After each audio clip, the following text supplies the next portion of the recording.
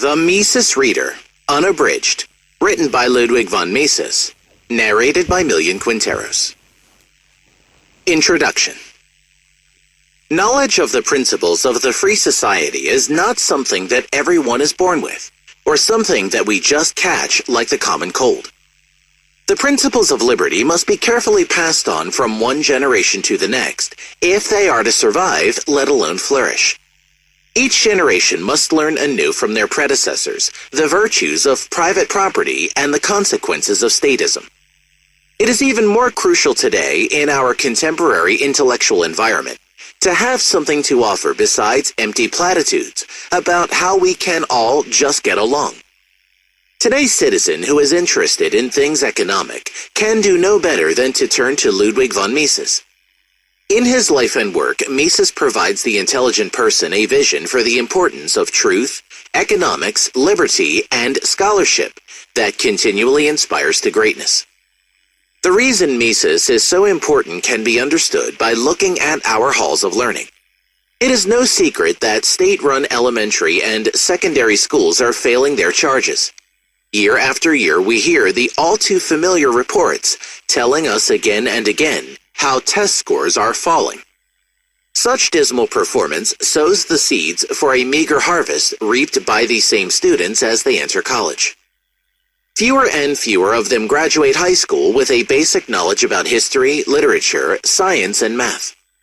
It should not surprise us that 20% of all college freshmen in the United States need remedial classes. It is particularly disheartening to observe the decayed condition of modern American higher education. Not so very long ago, the college was seen as a most important institution charged with transmitting Western civilization from one generation to the next. It was here that students had the luxury of critically examining what different voices throughout time have answered when considering the big questions regarding man, life, death, and God. The goal was not an endless pursuit for pursuit's sake, but was indeed pursuit for true answers to these questions. Most people, I am sure, recognize that this is no longer the case. Most college faculties are now dominated, especially in the humanities, by one manifestation or another of deconstructionism.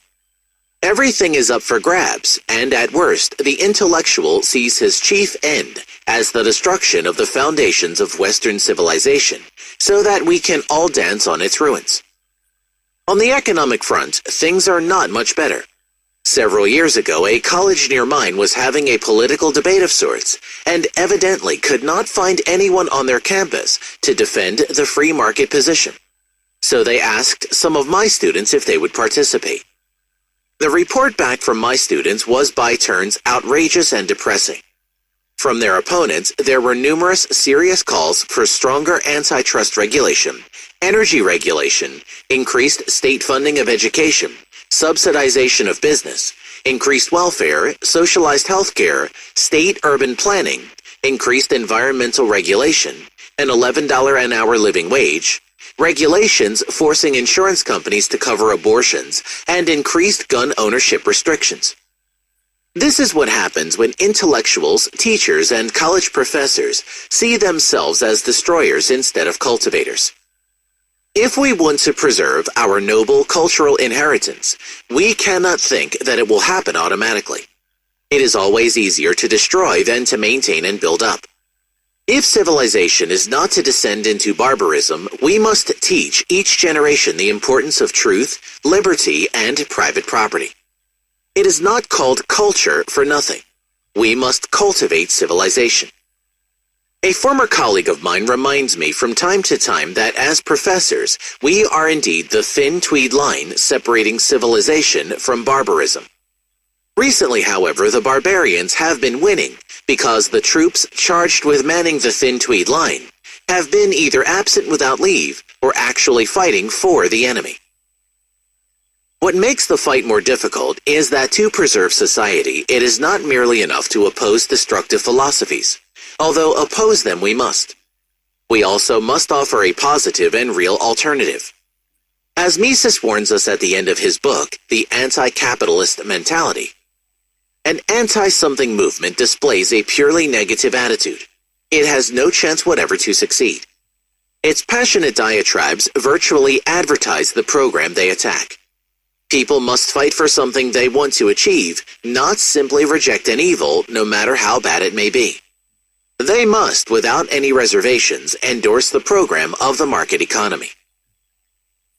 In this, Mises was, perhaps unwittingly, in agreement with the Apostle Paul, who told us many years ago to hate indeed that which is evil, but also to cling to that which is good. In order to maintain our cultural inheritance, we must not only oppose statism, but also teach our students to cultivate and nurture the roots of civilization. The free society of voluntary exchange built on private property. In today's intellectual vacuum, students need someone to whom they can look for an example of sound scholarship that provides true answers to the important economic and political questions of the day. They could do no better than to turn to the writings of Ludwig von Mises. The life and work of Mises provides students with a magnificent example of what an economist, a scholar, and in many ways, what a person should be. This is certainly true in my own experience. As a freshman at a Christian liberal arts college in Northwest Iowa, I was instinctively conservative. I thought, for instance, that low taxes were better than high taxes, low inflation was better than high inflation, and communism was a bad economic and political system. However, I could not satisfactorily explain why. That same year, I joined the Conservative Book Club. As a member, I agreed to buy 4 books from the club over the course of 3 years. One month, the club was offering this book, Human Action, by some Austrian economist I had never heard of, as its featured alternative. Because of its price, it was allowed to count for 2 of my required purchases. I thought, hey, pretty economical. And upon encouragement from my economics professor, I went ahead and bought it. The book changed my life. In Mises's own memoirs, he recounted how near Christmas in 1903, he read Karl Menger's Principles of Economics, and that book made him an economist. Well, Human Action did the same for me. I found the book at once inspiring and intimidating. I plowed into it with an eager mind and immediately was impressed with Mises's intellect and his rigorous logic. What also impressed me was the density of Mises's arguments. He did not waste words that did not advance his theories. As such, Human Action can be rather daunting for readers relatively new to economics. On the one hand, I had several eureka moments as Mises unpacked the logic demonstrating another economic truth. A number of times I also found some of it rather slow going. Many times I read and reread pages to gain a sense of understanding. I would start at the top of a page, and by the time I had worked my way down to the bottom, I forgot what the main point was, so I had to start again. Some of it is quite technical, so I had to slow way down to grasp material.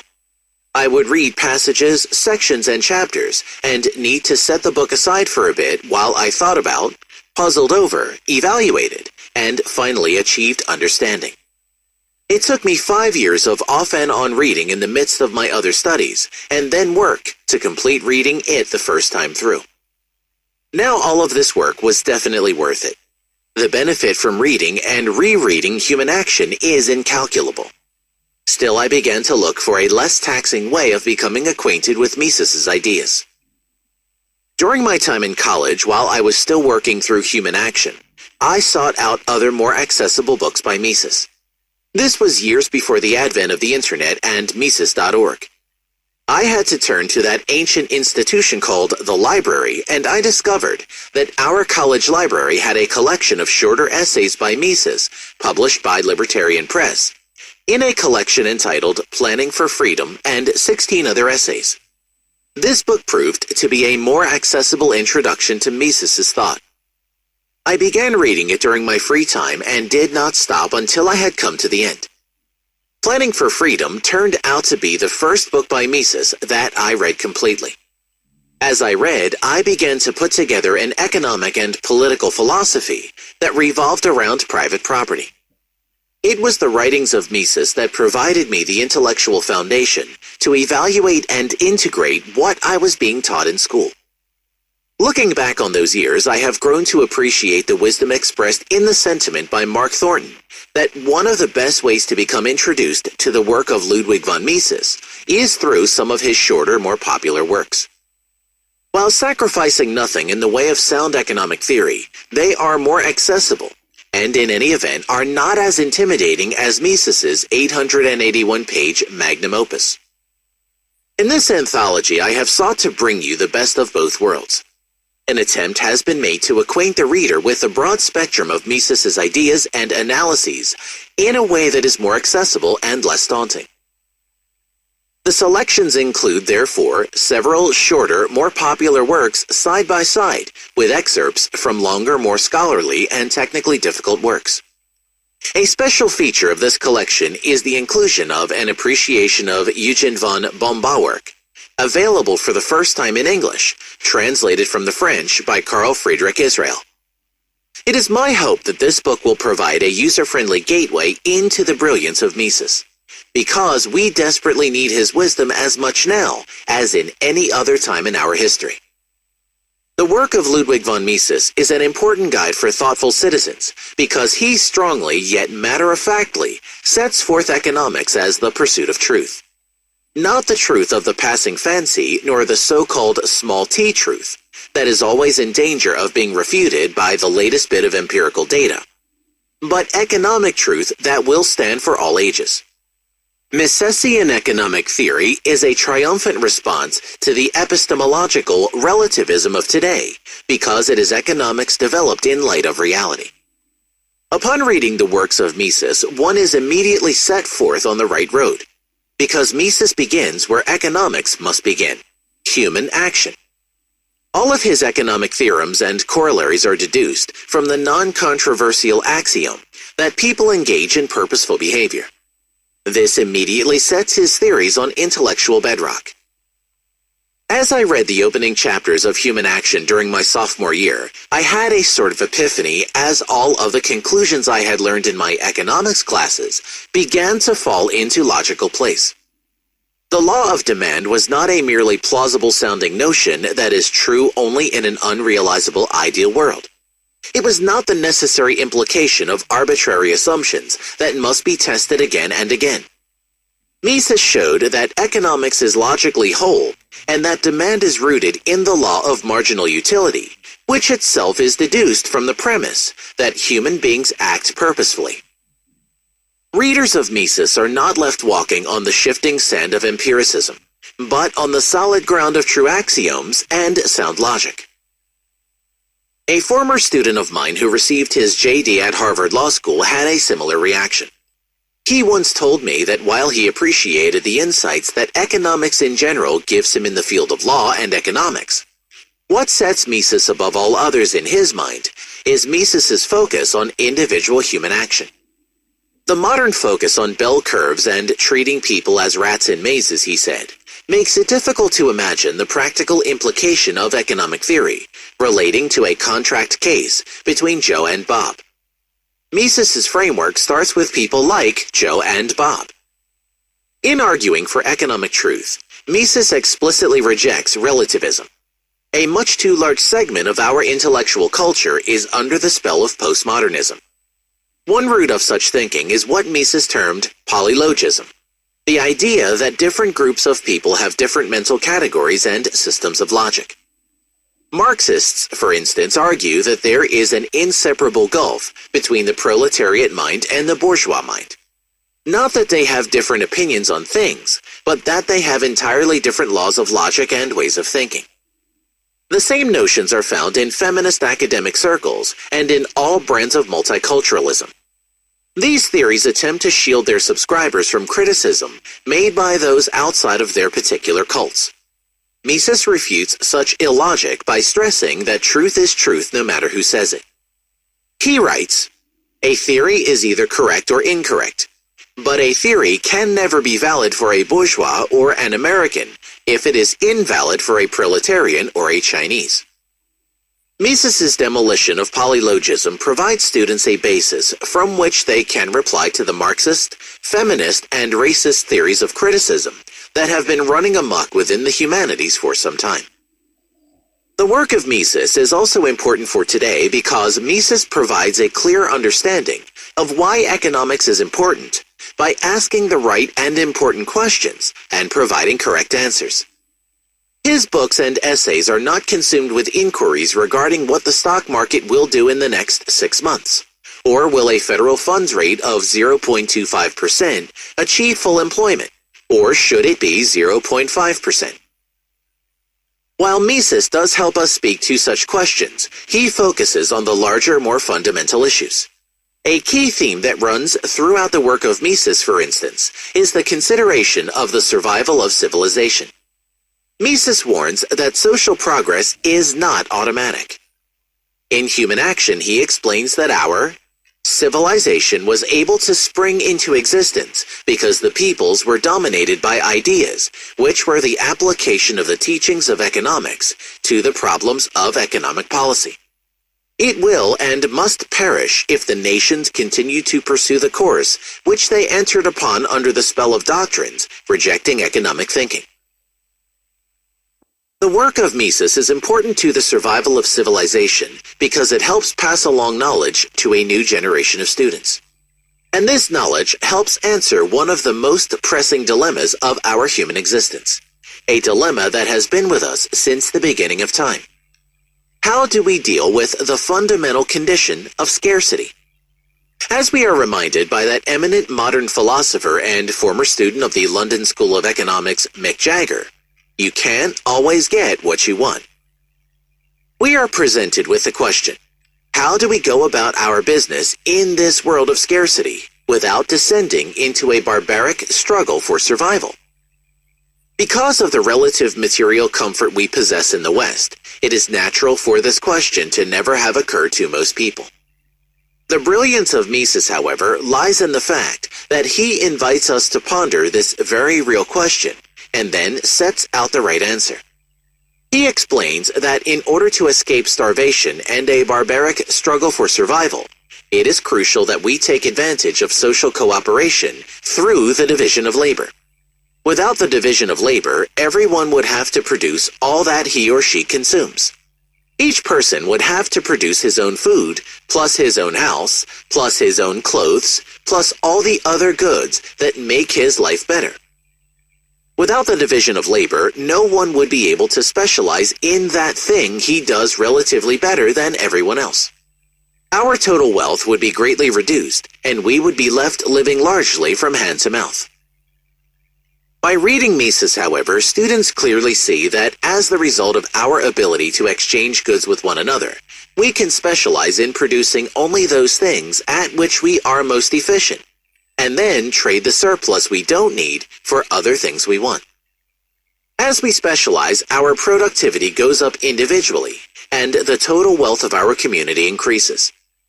The division of labor through voluntary exchange allows us to rise above a barbaric struggle for existence in which we hope that we are one of the fittest that will survive.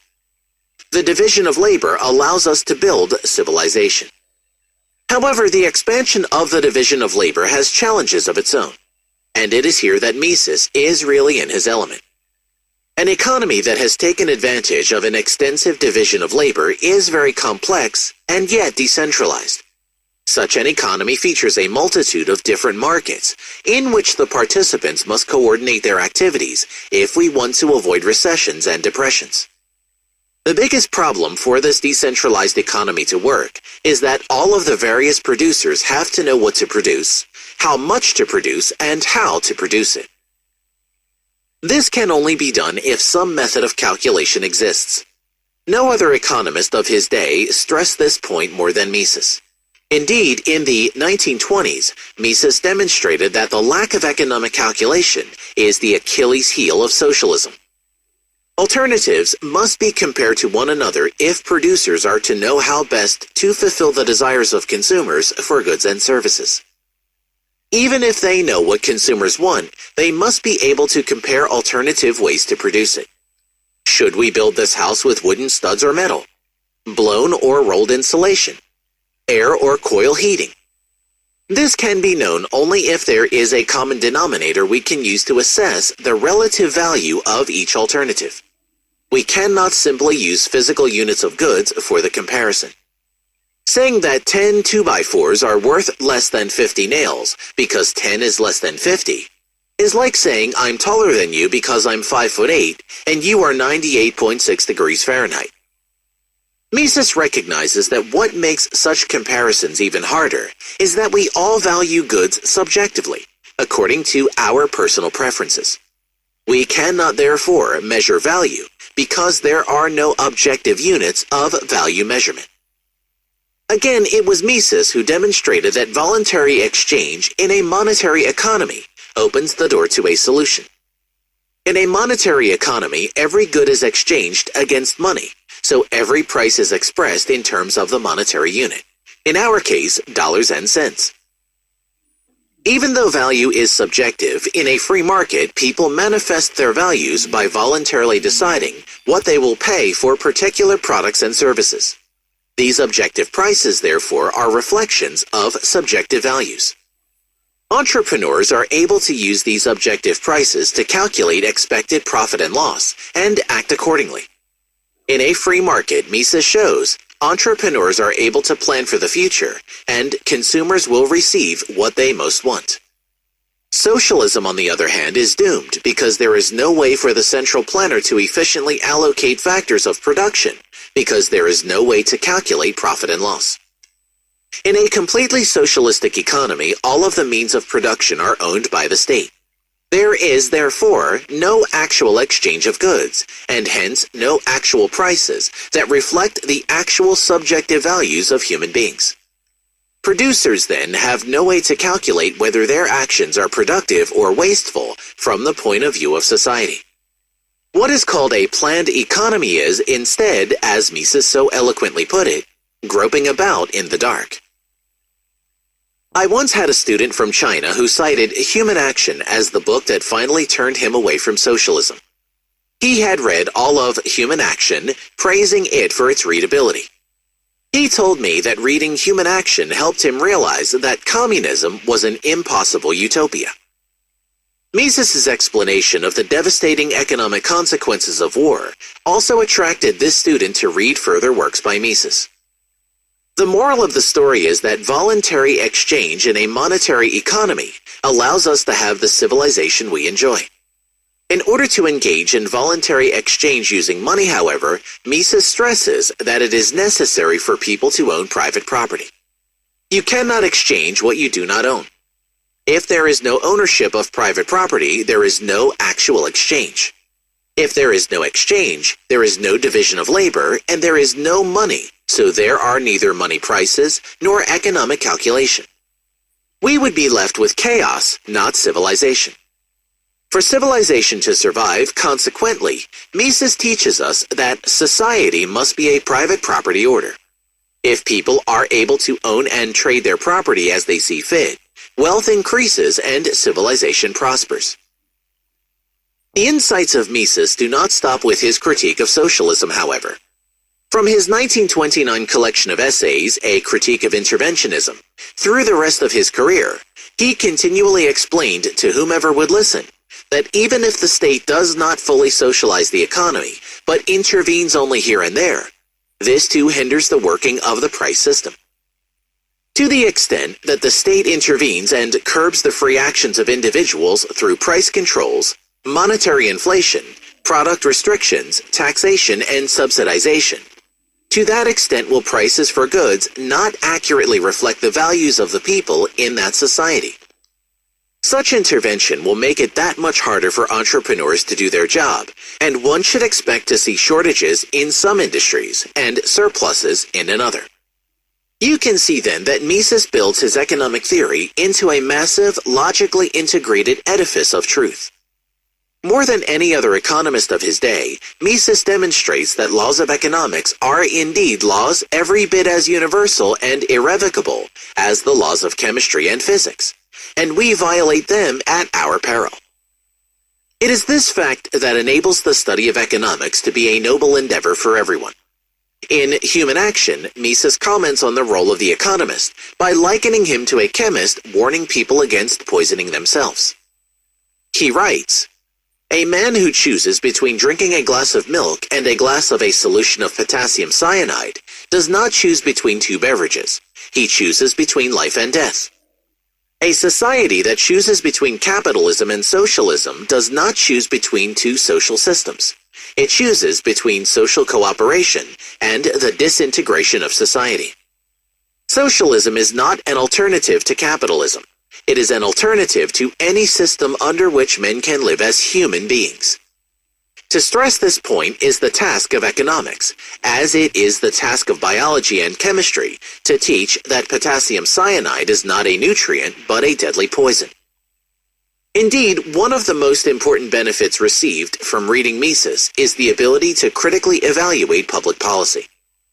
When assigned in a college class long ago to research the viability of the Social Security system, the first place I turned to was human action.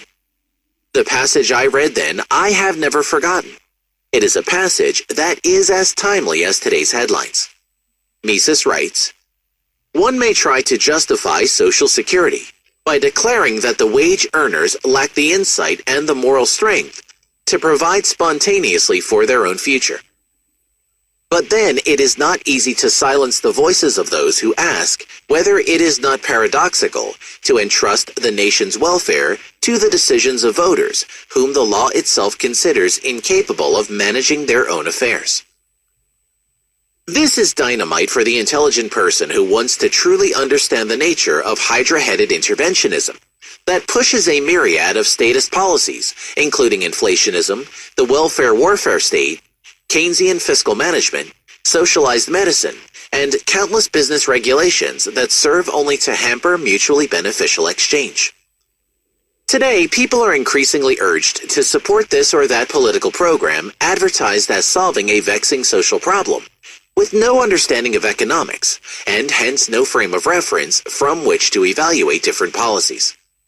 All that is mustered in justification for interventionism are feelings that make people want to do something. The economics of Mises is the crucial antidote for the current interventionist ideology supporting the progressive march to economic fascism. Citizens acquainted with Mises quickly understand that any sort of middle-of-the-road economic policy does indeed lead to socialism. Ludwig von Mises does not only provide us a vision of economic truth, however. He also inspires us to greatness by presenting the student an example of what an outstanding scholar should be. It does not take the reader of Mises's work very long to see what a breadth of knowledge Mises had. Murray Rothbard once recounted how, when someone first recommended human action to him, he asked, "What is it about?" The response to Rothbard was, "Everything." A student in one of my managerial economics courses was impressed with the same observation. I had assigned from Human Action a brief section about the distinction between the manager and the entrepreneur. He liked what was assigned, so he began to read through the first part of the book. He was greatly impressed and told me, "He doesn't write just about economics. It's all there, of course, but he also writes about everything else." This student now has a standard for real scholarship.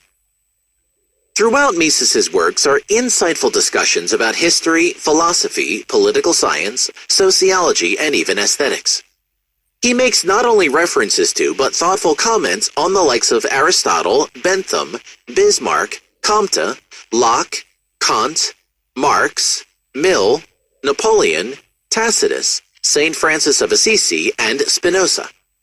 As he once explained in his New York University seminar, one of the indispensable prerequisites of a master of economics is a perfect knowledge of history, the history of ideas and of civilization, and of social, economic, and political history. To know one field well, one must also know other fields. In another instance, Mises cited a number of authors in French and German.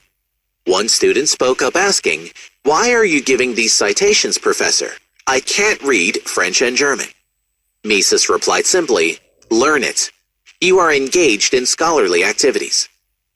He also encouraged his students not only to read authors with which they agreed, but to read about an issue from all sides. A student who reads Mises is inspired to be such a scholar. Looking at Mises the scholar, the contemporary student learns a valuable lesson in integrity. His life was a never-ending fight for economic truth, liberty, scholarly excellence, and the principles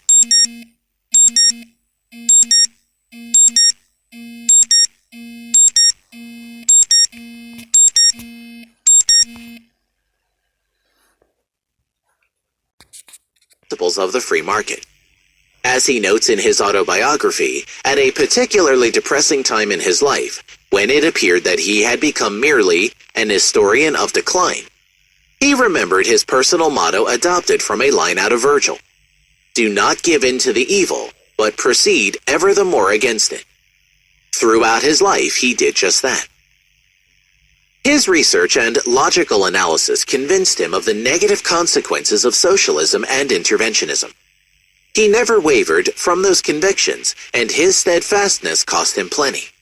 He did without a salaried academic appointment because he was not willing to be a court intellectual. However, he never grew bitter about this.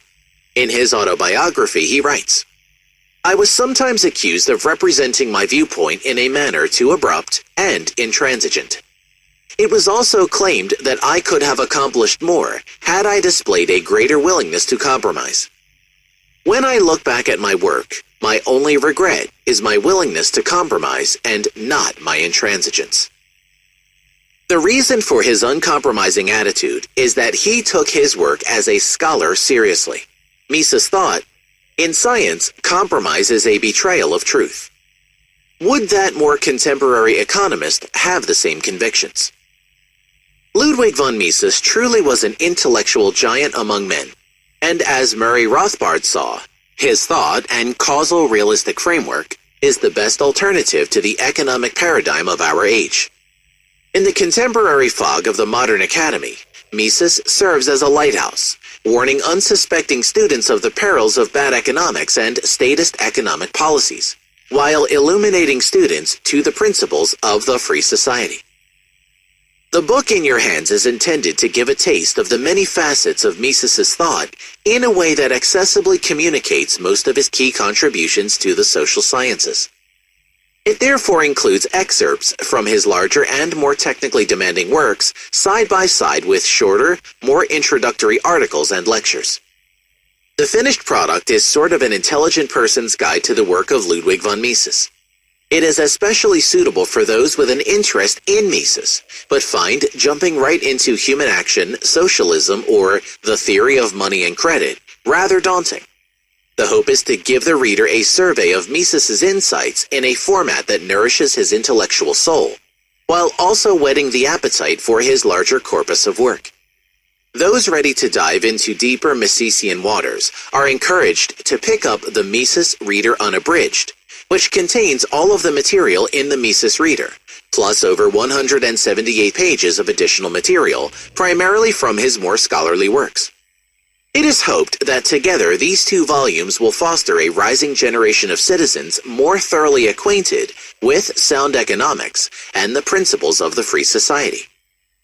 If we want to preserve our civilization from the cultural destroyers, postmodern relativists, and enemies of freedom, we must provide our generation of inquisitive minds with a sound alternative. We must direct our fellow sojourners to a literature that defends truth and property and inspires us to greatness. Fortunately, we have such a literature to turn to, a literature of freedom. Those desiring to beat back the barbarians at the gate would do well to begin with the works of Ludwig von Mises. In him, the reader will find, as Murray Rothbard found, a scholar, creator, and hero. Sean Rittenauer, Grove City College.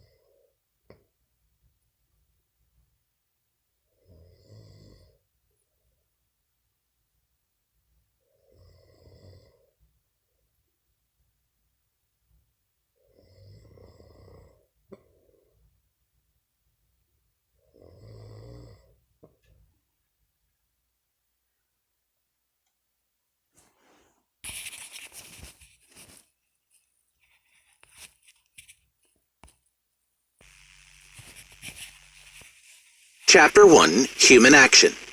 Epistemological Problems of Economics. Number 1, the basic concept of action and its categorical conditions. The starting point of our reasoning is not behavior but action, or as it is redundantly designated, rational action. Human action is conscious behavior on the part of a human being. Conceptually, it can be sharply and clearly distinguished from unconscious activity, even though in some cases it is perhaps not easy to determine whether given behavior is to be assigned to one or the other category. As thinking and acting men, we grasp the concept of action. In grasping this concept, we simultaneously grasp the closely correlated concepts of value, wealth, exchange, price, and cost.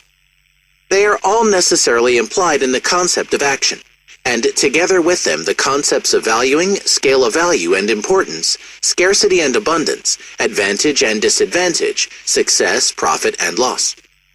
The logical unfolding of all these concepts and categories in systematic derivation from the fundamental category of action, and the demonstration of the necessary relations among them, constitutes the first task of our science. The part that deals with the elementary theory of value and price serves as the starting point in its exposition. There can be no doubt whatever concerning the a prioristic character of these disciplines. The most general prerequisite of action is a state of dissatisfaction, on the one hand, and on the other, the possibility of removing or alleviating it by taking action. Perfect satisfaction and its concomitant, the absence of any stimulus to change and action, belong properly to the concept of a perfect being. This, however, is beyond the power of the human mind to conceive. A perfect being would not act. Only this most general condition is necessarily implied in the concept of action. The other categorical conditions of action are independent of the basic concept. They are not necessary prerequisites of concrete action. Whether or not they are present in a particular case can be shown by experience only.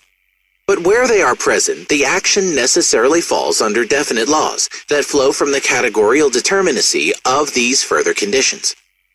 It is an empirical fact that man grows old and dies, and that therefore he cannot be indifferent to the passage of time. That this has been man's experience thus far without exception, that we do not have the slightest evidence to the contrary, and that scarcely any other experience points more obviously to its foundation in a law of nature. All this in no way changes its empirical character. The fact that the passage of time is one of the conditions under which action takes place is established empirically and not a priori. We can without contradiction conceive of action on the part of immortal beings who would never age.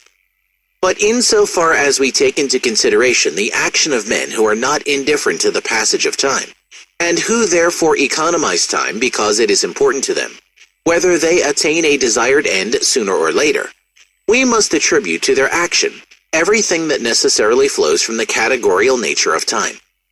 The empirical character of our knowledge that the passage of time is a condition of any given action in no way affects the a prioristic character of the conclusions that necessarily follow from the introduction of the category of time. Whatever follows necessarily from empirical knowledge, example, the propositions of the Agio theory of interest, lies outside the scope of empiricism. Whether the exchange of economic goods, in the broadest sense which also includes services, occurs directly, as in barter, or indirectly through a medium of exchange, can be established only empirically. However, where and insofar as media of exchange are employed, all the propositions that are essentially valid with regard to indirect exchange must hold true. Everything asserted by the quantity theory of money, the theory of the relation between the quantity of money and interest, the theory of fiduciary media, and the circulation credit theory of the business cycle, then becomes inseparably connected with action. All these theorems would still be meaningful even if there had never been any indirect exchange. Only their practical significance for our action and for the science that explains it would then have to be appraised differently. However, the heuristic importance of experience for the analysis of action is not to be disregarded. Perhaps, if there had never been indirect exchange, we would not have been able to conceive of it as a possible form of action, and to study it in all its ramifications. But this in no way alters the a prioristic character of our science. These considerations enable us to assess critically the thesis that all or most of the doctrines of economics hold only for a limited period of history, and that consequently, theorems whose validity is thus limited historically or geographically should replace or at least supplement those of the universally valid theory.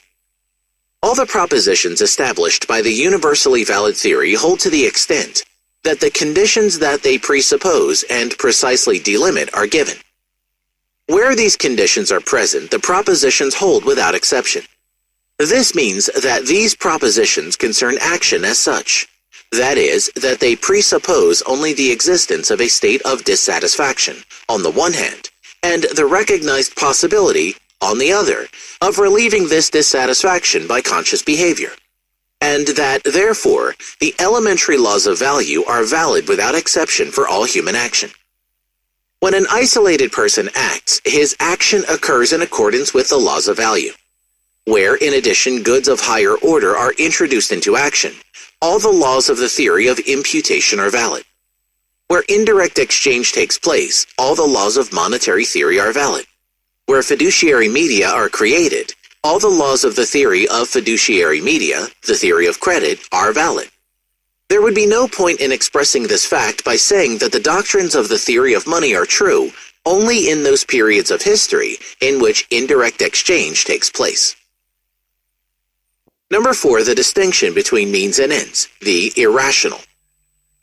Most of the objections raised against the science of action stem from a misconception of the distinction between means and ends. In the strict sense, the end is always the removal of a dissatisfaction. However, we can doubtless also designate as an end the attainment of that condition of the external world, which brings about our state of satisfaction either directly or indirectly, or which enables us to perform, without further difficulties, the act through which satisfaction is to be obtained. If the removal of the feeling of hunger is the end sought, the procuring of food and its preparation for eating can also be considered as ends. If one seeks the removal of the feeling of cold as an end, the heating of one's quarters can just as well be called an end. If additional measures are needed for the removal of dissatisfaction, then the attainment of any particular step along the way toward the desired final condition is also designated as an end.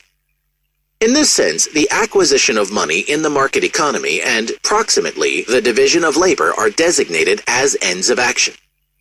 In this sense, too, the attainment of all things that indirectly promote the end of want satisfaction appear as proximate or intermediate ends. In the course of attaining the primary end, secondary ends are attained. A man walks from A to B. He would choose the shortest route if other secondary ends did not demand satisfaction.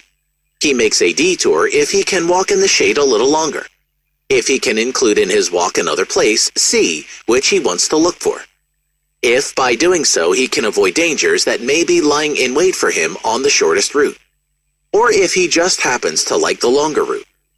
If he decides on a detour, we must infer that at the moment of decision the attainment of such secondary ends was of greater importance in his judgment than the saving of distance. Consequently, for him the detour was no detour at all, since his walk brought him greater satisfaction, or at least from the point of view that he took of his situation at the moment of decision, was expected to bring it greater satisfaction than the attainment of his destination by the shorter route. Only one who does not have these secondary ends in mind can call the longer way a detour. As far as our stroller was concerned, it was the correct route. That is, the route that promised the greatest satisfactions. Since satisfaction and dissatisfaction depend only on the subjective view of the individual, there is no room for argument on this question in a science that does not presume to establish a scale of values or to make judgments of value. Its conception of an end in the strict sense is more deductive than empirical. Ends are determined by the wishes and the desires of the individual. Whenever reference is made to the greater or lesser appropriateness of means, this can only be from the point of view of the acting individual. We must next deal with the objection of those who never weary of asserting that man does not act rationally at all. It has never been disputed that man does not always act correctly from the objective point of view. That is, that either from ignorance of causal relations or because of an erroneous judgment of the given situation. In order to realize his ends, he acts differently from the way in which he would act if he had correct information. In 1833, the method of healing wounds was different from that used in 1933. And in 2033, still another way will presumably be thought suitable. Statesmen, field marshals, and stock market speculators act differently at present from the way in which they would act if they knew exactly all the data needed for an accurate judgment of conditions. Only a perfect being whose omniscience and omnipresence would enable him to survey all the data and every causal relationship could know how each erring human being would have to act at every moment if he wanted to possess the divine attribute of omniscience. If we were to attempt to distinguish rational action from irrational action, we should not only be setting ourselves up as a judge over the scales of value of our fellow men, but we should also be declaring our own knowledge to be the only correct objective standard of knowledge. We should be arrogating to ourselves the position that only an all-knowing being has the power to occupy. The assertion that there is irrational action is always rooted in an evaluation of a scale of values different from our own. Whoever says that irrationality plays a role in human action is merely saying that his fellow men behave in a way that he does not consider correct. If we do not wish to pass judgment on the ends and the scales of value of other people, and to claim omniscience for ourselves, the statement, "he acts irrationally," is meaningless, because it is not compatible with the concept of action. The seeking to attain an end, and the striving after a goal, cannot be eliminated from the concept of action. Whatever does not strive after goals or seek the attainment of ends reacts with absolute passivity to an external stimulus, and is without a will of its own, like an automaton or a stone. To be sure, man is as far outside the effective range of his action as a reed in the wind. But insofar as he is able to do anything, he always acts. Even negligence and passivity are action if another course of conduct could have been chosen. And the conduct that is determined by the unconscious in the Freudian sense, or by the subconscious, is also action insofar as conscious behavior could prevent it, but neglects to do so. Even in the unconscious and apparently senseless behavior of the neurotic and the psychopath, there is meaning, i.e., there is striving after ends and goals. Everything that we say about action is independent of the motives that cause it, and of the goals towards which it strives in the individual case. It makes no difference whether action springs from altruistic or from egotistic motives, from a noble or from a base disposition, whether it is directed toward the attainment of materialistic or idealistic ends, whether it arises from exhaustive and painstaking deliberation, or follows fleeting impulses and passions. The laws of catalactics that economics expounds are valid for every exchange regardless of whether those involved in it have acted wisely or unwisely, or whether they were actuated by economic or non-economic motives. The causes of action and the goals toward which it strives are data for the theory of action. Upon their concrete configuration depends the course of action taken in the individual case, but the nature of action as such is not thereby affected. These considerations have an evident bearing on the widespread tendency of the present age to appeal to the irrational. The concepts rational and irrational are not applicable to ends at all. Whoever wishes to pass judgment on ends may praise or condemn them as good or evil, fine or vulgar, etc. When the expressions rational and irrational are applied to the means employed for the attainment of an end, such a usage has significance only from the standpoint of a definite technology. However, the use of means other than those prescribed as rational by this technology can be accounted for in only two possible ways. Either the rational means were not known to the actor, or he did not employ them because he wished to attain still other ends, perhaps very foolish ones from the point of view of the observer. In neither of these two cases is one justified in speaking of irrational action. Action is, by definition, always rational. One is unwarranted in calling goals of actions irrational simply because they are not worth striving for from the point of view of one's own valuations. Such a mode of expressions leads to gross misunderstandings. Instead of saying that irrationality plays a role in action, one should accustom oneself to saying merely, "There are people who aim at different ends from those that I aim at, and people who employ different means from those I would employ in their situation." Human action. Number 1, purposeful action and animal reaction. Human action is purposeful behavior.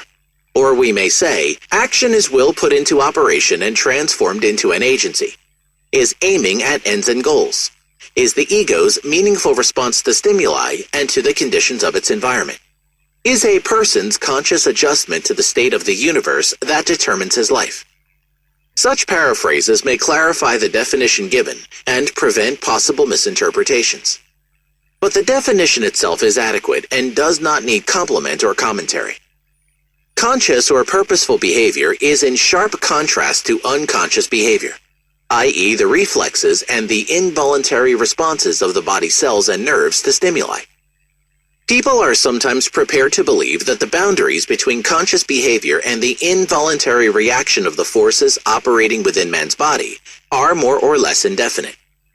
This is correct only as far as it is sometimes not easy to establish whether concrete behavior is to be considered voluntary or involuntary. But the distinction between consciousness and unconsciousness is nonetheless sharp and can be clearly determined. The unconscious behavior of the bodily organs and cells is for the acting ego no less a datum than any other fact of the external world. Acting man must take into account all that goes on within his own body, as well as other data. Example, the weather or the attitudes of his neighbors. There is, of course, a margin within which purposeful behavior has the power to neutralize the working of bodily factors. It is feasible within certain limits to get the body under control.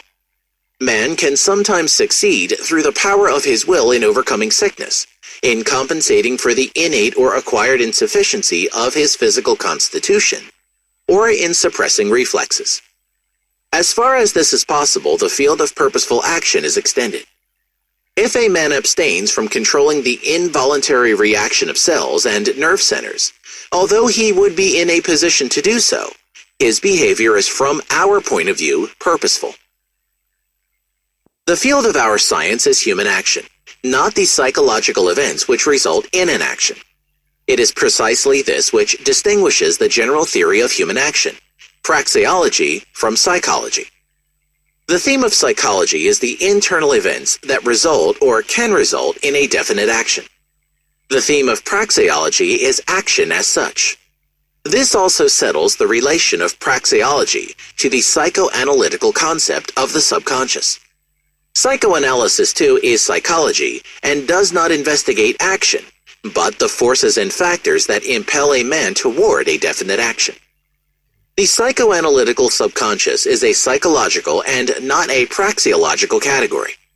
Whether an action stems from clear deliberation or from forgotten memories and suppressed desires, which from submerged regions, as it were, direct the will, does not influence the nature of the action. The murderer whom a subconscious urge, the id, drives toward his crime, and the neurotic whose aberrant behavior seems to be simply meaningless to an untrained observer, both act. They, like anybody else, are aiming at certain ends. It is the merit of psychoanalysis that it has demonstrated that even the behavior of neurotics and psychopaths is meaningful, that they too act and aim at ends, although we who consider ourselves normal and sane call the reasoning determining their choice of ends nonsensical, and the means they choose for the attainment of these ends contrary to purpose. The term unconscious as used by praxeology and the term subconscious as applied by psychoanalysis belong to two different systems of thought and research. Praxeology, no less than other branches of knowledge, owes much to psychoanalysis. The more necessary it is then to become aware of the line which separates praxeology from psychoanalysis. Action is not simply giving preference. Man also shows preference in situations in which things and events are unavoidable, or are believed to be so. Thus a man may prefer sunshine to rain, and may wish that the sun would dispel the clouds. He who only wishes and hopes does not interfere actively with the course of events, and with the shaping of his own destiny. But acting man chooses, determines, and tries to reach an end. Of two things, both of which he cannot have together, he selects one and gives up the other. Action therefore always involves both taking and renunciation. To express wishes and hopes and to announce planned action may be forms of action insofar as they aim in themselves at the realization of a certain purpose. But they must not be confused with the actions to which they refer. They are not identical with the actions they announce, recommend, or reject. Action is a real thing. What counts is a man's total behavior, and not his talk about planned but not realized acts. On the other hand, action must be clearly distinguished from the application of labor. Action means the employment of means for the attainment of ends. As a rule, one of the means employed is the acting man's labor. But this is not always the case. Under special conditions, a word is all that is needed. He who gives orders or interdictions may act without any expenditure of labor. To talk or not to talk, to smile or to remain serious may be action. To consume and to enjoy are no less action than to abstain from accessible consumption and enjoyment. Praxeology consequently does not distinguish between active or energetic and passive or indolent men. The vigorous man industriously striving for the improvement of his condition acts neither more nor less than the lethargic man who sluggishly takes things as they come. For to do nothing and to be idle are also action. They too determine the course of events. Wherever the conditions for human interference are present, man acts no matter whether he interferes or refrains from interfering. He who endures what he could change acts no less than he who interferes in order to attain another result. A man who abstains from influencing the operation of physiological and instinctive factors, which he could influence, also acts. Action is not only doing, but no less omitting to do what possibly could be done. We may say that action is the manifestation of a man's will, but this would not add anything to our knowledge, for the term will means nothing else than man's faculty to choose between different states of affairs, to prefer one, to set aside the other, and to behave according to the decision made in aiming at the chosen state and forsaking the other. Number 2, the prerequisites of human action. We call contentment or satisfaction that state of a human being which does not and cannot result in any action. Acting man is eager to substitute a more satisfactory state of affairs for a less satisfactory. His mind imagines conditions which suit him better, and his action aims at bringing about this desired state. The incentive that impels a man to act is always some uneasiness. A man perfectly content with the state of his affairs would have no incentive to change things. He would have neither wishes nor desires. He would be perfectly happy. He would not act, he would simply live free from care. But to make a man act, uneasiness and the image of a more satisfactory state alone are not sufficient. A third condition is required. The expectation that purposeful behavior has the power to remove or at least to alleviate the felt uneasiness. In the absence of this condition, no action is feasible. Man must yield to the inevitable. He must submit to destiny. These are the general conditions of human action. Man is the being that lives under these conditions. He is not only Homo sapiens, but no less Homo agens. Beings of human descent who either from birth or from acquired defects are unchangeably unfit for any action, in the strict sense of the term and not merely in the legal sense, are practically not human. Although the statutes and biology consider them to be men, they lack the essential feature of humanity. The newborn child, too, is not an acting being. It has not yet gone the whole way from conception to the full development of its human qualities. But at the end of this evolution, it becomes an acting being. On happiness. In colloquial speech, we call a man happy who has succeeded in attaining his ends. A more adequate description of his state would be that he is happier than he was before. There is, however, no valid objection to a usage that defines human action as the striving for happiness. But we must avoid current misunderstandings. The ultimate goal of human action is always the satisfaction of the acting man's desire. There is no standard of greater or lesser satisfaction other than individual judgments of value, different for various people and for the same people at various times. What makes a man feel uneasy and less uneasy is established by him from the standard of his own will and judgment, from his personal and subjective valuation. Nobody is in a position to decree what should make a fellow man happier. To establish this fact does not refer in any way to the antitheses of egoism and altruism, of materialism and idealism, of individualism and collectivism, of atheism and religion. There are people whose only aim is to improve the condition of their own ego. There are other people with whom awareness of the troubles of their fellow men causes as much uneasiness as, or even more uneasiness than, their own wants. There are people who desire nothing else than the satisfaction of their appetites for sexual intercourse, food, drinks, fine homes, and other material things. But other men care more for the satisfactions commonly called higher and ideal. There are individuals eager to adjust their actions to the requirements of social cooperation. There are, on the other hand, refractory people who defy the rules of social life.